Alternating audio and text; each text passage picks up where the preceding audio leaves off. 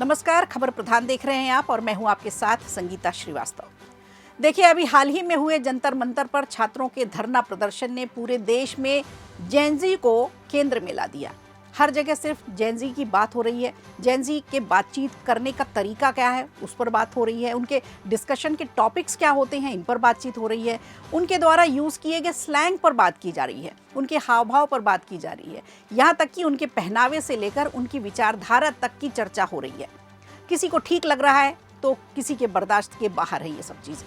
लेकिन generation Z की बातों को अब गंभीरता से लिया जाने लगा है। यहाँ तक कि प्रधानमंत्री नरेंद्र मोदी, संघ प्रमुख मोहन भागवत भी इनके मुद्दे पर अब संवाद करके इनको समझने की कोशिश कर रहे हैं।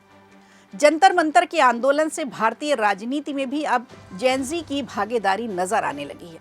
तो सवाल ये कि आखिर भारतीय राजनीति में कितने दलों ने जेनजी नेताओं को पार्टी में जगह दी है, किस पार्टी के पास सबसे ज़्यादा जेनजी नेता है।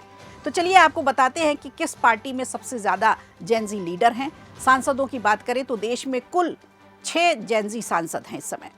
इनमें से 3 सांसद कांग्रेस के पास हैं और इसके बाद समाजवादी पार्टी के 2 सांसद हैं और लोक जनशक्ति पार्टी यानी एलजेपी की 1 सांसद हैं।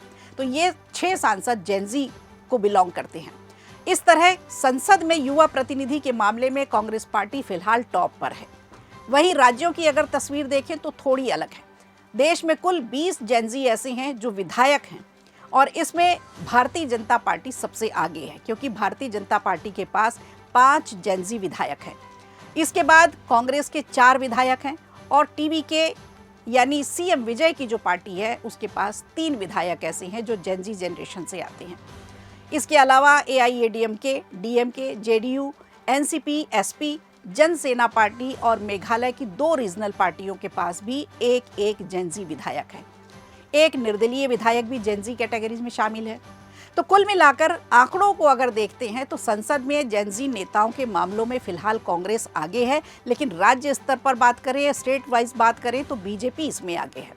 संसद में कांग्रेस के सबसे ज्यादा 3 जेनजी सांसद हैं, जबकि विधायकों के मामले में बीजेपी के 5 युवा विधायक टॉप पर हैं।